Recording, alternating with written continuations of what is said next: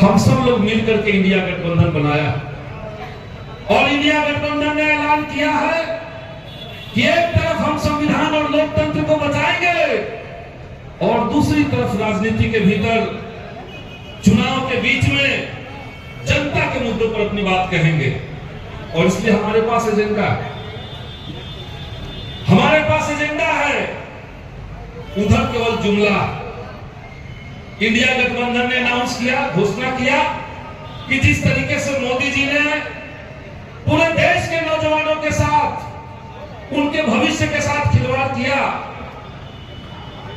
अगर देश के अंदर इंडिया गठबंधन की सरकार आएगी तो सबसे पहले हम लोग नौजवानों का विरोधी अग्निवीर योजना समाप्त करेंगे और सेना में परमानेंट बहाली चालू हो जाएगा, पहले की तरह बहाली चालू हो जाएगा। देश के भीतर 30 लाख सरकारी नौकरी के पद खाली, 30 लाख सरकारी नौकरी के पद खाली हैं। और जो हमारे नौजवान साथी हैं, जो युवा हमारे हैं, जो हमारे छोटे भाई बहन हैं, इंटर बीए एमए करके लोग बेरोजगार बैठे हुए हैं। ये क्यों हो रहा है? ऐसा क्यों है कि सरकारी नौकरी के पद खाली हैं और नौजवान बेरोजगार घूम रहे हैं? सरकार बदल जाएगी अगर 6 महीने के भीतर देश के 30 लाख पदों को भरने का काम किया जाएगा, युवाओं को पक्की नौकरी मिलेगी। ये एजेंडा है जनता का, ये जनता का मुद्दा। आपने देखा देश के किसानों के साथ क्या किया गया। 14 में कहे मोदी जी कि 2022 आएगा तो किसानों की आमदनी डबल कर देंगे। 22 तो आ गया, 24 चल रहा, 24 आ गया, किसानों की आमदनी डबल नहीं हुई। अब भाजपा वाले लोग कह रहे हैं कि 2047 आने दीजिए। एक कार्टून हम लोग देखते हैं, एक आदमी गधा के ऊपर बैठ करके और डंडे में गाजर लटका देता है। गधा गाजर देख करके आगे बढ़ते जाता है और गाजर भी आगे बढ़ते जाता है। तो मोदी जी देश की जनता को यही समझ लिए। 2014 में कहा गया कि 22 आने दीजिए, आमदनी डबल कर देंगे, और 24 में कहा जा रहा है कि 47 तक रुकिए, यानी 47 तक हमको लगातार जितवाइए चुनाव, तब जाके डबल होगा। और हो क्या रहा है? किसानों को आमदनी डबल करने के नाम पर हमने देखा कि आज नालंदा जिला में जितने हमारी नदियां हैं सब विलुप्त हो रही है, सूख रही है नदियां। नदियों से जो सिंचाई का पानी किसानों को मिलना चाहिए था, उसका संकट। खाद के दाम आपने बढ़ा दिए, खाद का पैकेट छोटा कर दिया, डीजल पेट्रोल का दाम बढ़ गया, बिजली का दाम बढ़ गया, तो कृषि में लागत बढ़ गया।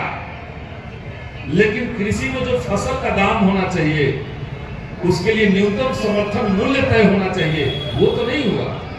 उसमें तो बात नहीं हो रही है।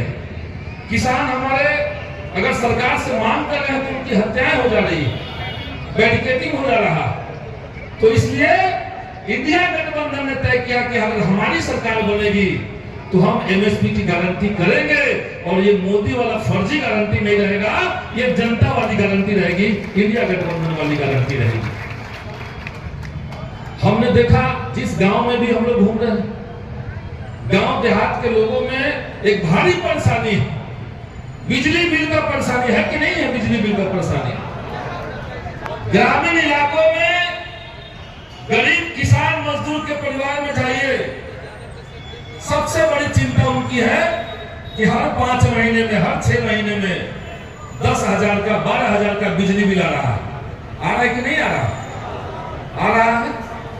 तो बिजली बिल आ रहा है और 2 दिन बाद कोई अधिकारी आकर के बिजली का तार नोच देता है, FIR कर देता है, 50,000 फाइन कर देता है। और बिहार के भीतर जहां भी सरकार ने जातीय गणना का रिपोर्ट पब्लिक किया, जारी किया, 34% परिवारों के पास 6,000 से कम आमदनी है 1 महीने में। और वैसे राज्य में जो परिवार 6,000 से कम कमा रहा, आप उसको हर 3-4 महीने पे 10,000 मांग लेंगे बिजली बिल बिजली के नाम पर, तो ये कैसे चलेगा?